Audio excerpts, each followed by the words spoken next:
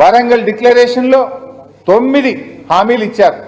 నేను అడుగుతున్నా రేవంత్ రెడ్డి గారు కాంగ్రెస్ పార్టీని, వరంగల్ డిక్లరేషన్లో రైతులకు ఇచ్చిన 9 హామీల్లో ఒక్క హామీ అయినా అమలు చేశారా అని నేను అడుగుతా ఉన్నా.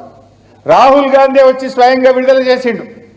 9 హామీల్లో ఏ ఒక్క హామీ కూడా అమలు చేయకుండా రైతుల్ని మోసం చేసినటువంటి ప్రభుత్వం కాంగ్రెస్ ప్రభుత్వం.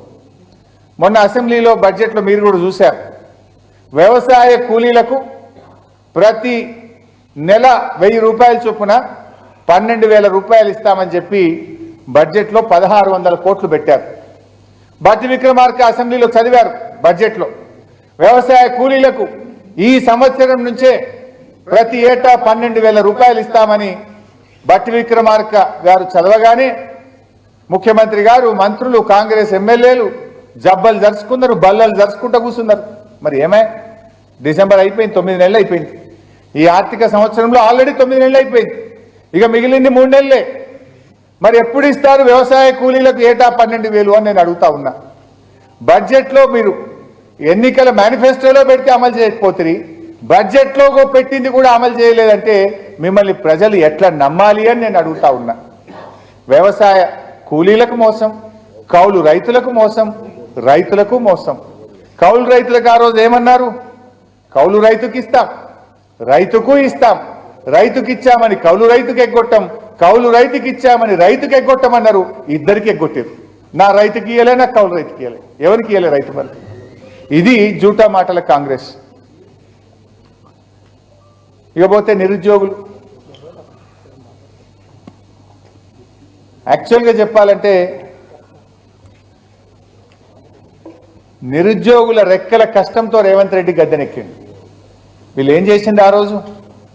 రాహుల్ గాంధీ, రేవంత్ రెడ్డి అశోక్ నగర్ సెంట్రల్ లైబ్రరీకి పోయి నిరుద్యోగులతో మీటింగ్ పెట్టి నమ్మించి మొదటి సంవత్సరంలోనే 2 లక్షల ప్రభుత్వ ఉద్యోగాలు ఇస్తామని, ఉద్యోగం దొరికేదాకా 4,000 భృతి ఇస్తామని, పిల్లలకు పోటీ పరీక్షలకు ఫీజు లేకుండా చేస్తామని వాళ్ళను నమ్మించి వాళ్లకు బస్సులు ఇచ్చి ఊర్లల్లో తిప్పి తల్లిదండ్రుల కాళ్ళు మొక్కిచ్చి నిరుద్యోగుల రెక్కల కష్టం మీద గద్దెనెక్కిండు రేవంత్ రెడ్డి. కానీ అధికారంలోకి రాగానే ఆ నిరుద్యోగుల డొక్కల గుద్దిండు, నిరుద్యోగుల రెక్కలు విరిచిండు రేవంత్ రెడ్డి. ఒక్కటన్నా అమలు చేసినావా? పోటీ పరీక్షలకు ఫీజు లేకుండా చేస్తా అన్నావు, కానీ ముక్కు వింటి ఫీజు వసూలు చేసినావు. 2 లక్షల ఉద్యోగాలు ఇస్తా అన్నావు. నీ ఏడాది పాలనలో నువ్వు ఉద్యోగాలకు ఇచ్చిన నోటిఫికేషన్ 12,000, నువ్వు ఇచ్చిన ఉద్యోగాలు 6,000. మిగతాయన్నీ కేసీఆర్ గారి ప్రభుత్వ హయాంలోనే నోటిఫికేషన్ ఇచ్చి పరీక్ష పెట్టి ఫలితాలు ఇచ్చి వాటికి మాత్రం కేవలం అపాయింట్మెంట్ ఆర్డర్ మాత్రమే ఇచ్చి నీ ఖాతాలో వేసుకునే ప్రయత్నం చేస్తున్నావు. ఏవి 2 లక్షల ఉద్యోగాలు అని అడుగుతా ఉన్నా. స్వయంగా ప్రియాంక గాంధీతో చెప్పించినావు 4,000 భృతి ఇస్తా అని చెప్పి. ఏది నీ 4,000 నిరుద్యోగ భృతి అని అడుగుతా ఉన్నాం. నిరుద్యోగులకు ఇచ్చిన ఏ ఒక్క హామీ కూడా అమలు చేయని పార్టీ కాంగ్రెస్ పార్టీ. ఆ రోజు ఫ్రంట్ పేజీలో యాడ్లు ఇచ్చిండ్రు, జాబ్ క్యాలెండర్ వేస్తామని. అసెంబ్లీలో ఒక జాబ్ క్యాలెండర్ ఇచ్చారు, మీరు కూడా చూశారు. ఆ రోజు ఏం లేదు, అది జాబ్లెస్ క్యాలెండర్. అది జాబ్ క్యాలెండర్ కాదు, జాబ్లెస్ క్యాలెండర్ రేవంత్ రెడ్డి గారు ప్రకటించింది. ఆ జాబ్లెస్ క్యాలెండర్ని చూసి నిరుద్యోగులంతా కూడా నివ్వరబోయిన పరిస్థితి. ఆ రోజు మేము లేచి ఇదేం జాబ్ క్యాలెండర్, మాకు మైక్ ఇవ్వండి అంటే సభను వాయిదా వేసుకొని పారిపోయింది తప్ప కనీసం శాసనసభలో మైక్ కూడా ఇవ్వలేదు. ఈ జాబ్ క్యాలెండర్ ఎట్లుందంటే రాజుగారి దేవత వస్త్రాల వలె ఉంది. ఒక కాంగ్రెస్ వాళ్ళకే జాబులు కనబడుతున్నాయి తప్ప నిరుద్యోగులకు కనబడతలేవు, రాష్ట్ర ప్రజలకు ఆ జాబులు మాత్రం కనబడతలేవు. ఇక డిఎస్సి గ్రూప్ 2 వాయిదా వేయమంటే నిరుద్యోగుల మీద లాఠీలు ప్రయోగించిండు. సరస్వతి నిలయమైన చిక్కడపల్లి సెంట్రల్ లైబ్రరీ, అశోక్ నగర్ ప్రాంతాలు నిరుద్యోగుల ఆక్రందనలతో దద్దరిల్లిపోయినటువంటి పరిస్థితి. జీవో 29 రద్దు చేయండి, ఎస్సీ ఎస్టీ బీసీ మైనార్టీలకు అన్యాయం జరుగుతుందంటే వాళ్ళ వీపు విమానం మూత మోగించిండు తప్ప కనీసం పట్టించుకున్న పాపానికి పోలే. అంటే ఈ రకంగా నిరుద్యోగులకు మోసం చేసినాడు. ఇక గురుకులాలకైతే రేవంత్ పాలనలో గ్రహణం పట్టింది. మా సబితక్క నాయకత్వంలో ఆ రోజు బ్రేక్ఫాస్ట్ పథకం తెచ్చినాం. ఇక మేము ఉదయం పూట పిల్లలకు బ్రేక్ఫాస్ట్ తెచ్చే పథకం తెచ్చాం.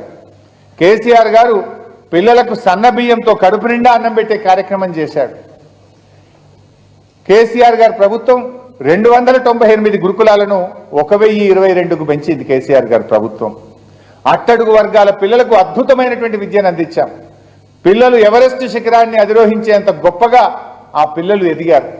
ఎంతో మంది పిల్లలు డాక్టర్లుగా, ఇంజనీర్లుగా, సివిల్ సర్వెంట్స్గా ఉన్నతమైనటువంటి ఉద్యోగాలు పొందారు. విదేశాల్లో వెళ్లి చదివేంత గొప్పగా గురుకులాలను తీర్చిదిద్దింది బీఆర్ఎస్ ప్రభుత్వం. కానీ రేవంత్ రెడ్డి గారి ప్రభుత్వం వచ్చినాక ఇందాక చూసాం, పాలమాకుల గ్రామంలో శంషాబాద్ దాటిన తర్వాత ఆ రోజు నేను సబితక్క పిల్లలందరూ రోడ్డు మీదకి వచ్చి ఈ పురుగులన్నం మాకొద్దు అని ఏడుస్తూ ఉంటే మేము హాస్టల్కి పోతే కళ్ళ నీళ్లు పెట్టుకున్నారు. సార్ మేము ఈ పురుగులన్నం, ఈ గొడ్డు కారం తినలేకపోతున్నాం, అడిగితే మమ్మల్ని కొడుతున్నారని చెప్పి ఆ పిల్లలు, ఆడపిల్లలు కళ్ళల్లో నీళ్లు పెట్టుకున్నారు.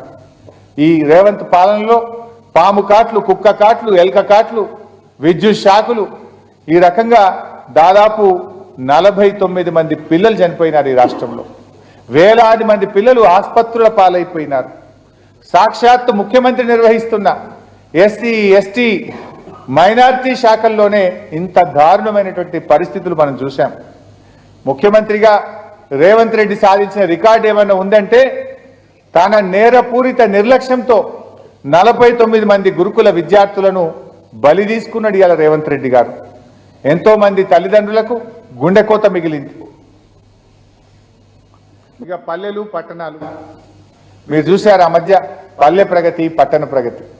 కేసీఆర్ గారి హయాంలో ప్రతి నెల క్రమం తప్పకుండా పల్లెలకు నిధులు పోతా ఉండే, పట్టణాలకు నిధులు పోతా ఉండే. రేవంత్ రెడ్డి వచ్చిన ఏడాది కాలంలో పల్లె ప్రగతి నుంచి నయా పైసా ఇయ్యలే, పట్టణ ప్రగతి నుంచి నయా పైసా ఇయ్యలే. సరే నీకు పేరు నచ్చలేదేమో, పల్లె ప్రగతి, పట్టణ ప్రగతి, పేరు మార్చినా డబ్బులు ఇవ్వాలి కదా. నీ ఏడాది పాలనలో రాష్ట్ర ప్రభుత్వం నుంచి పల్లెలకు కానీ పట్టణాలకు కానీ ఎందుకు నిధులు విడుదల చేయలేదు అని మేము అడుగుతా ఉన్నాం. పల్లెలన్నీ మురికి కూపాలుగా తయారవుతున్నాయి. అక్కడ పనిచేస్తున్న పంచాయతీ సెక్రటరీలందరూ అప్పుల పాలైనటువంటి పరిస్థితి. ఇవాళ హరితహారం కింద పెట్టిన మొక్కలకు నీళ్లు పోసే దిక్కు లేక పల్లెల్లో, పట్టణాల్లో మొక్కలు ఎండిపోతున్నటువంటి పరిస్థితి ఇవాళ రేవంత్ పాలనలో చూస్తూ ఉన్నాం. ఇవాళ పారిశుభ్రత లోపించి దోమలు పెరిగినాయి. పెద్ద ఎత్తున రాష్ట్రంలో మలేరియా, చికెన్ గున్యా, డయేరియా, రకరకాల వ్యాధులతో వందలాది మంది ప్రాణాలు కోల్పోయారు. పేద మధ్యతరగతి ప్రజలు ఆసుపత్రుల పాలై అప్పుల పాలైపోయిన నీ ఏడాది పాలనలో.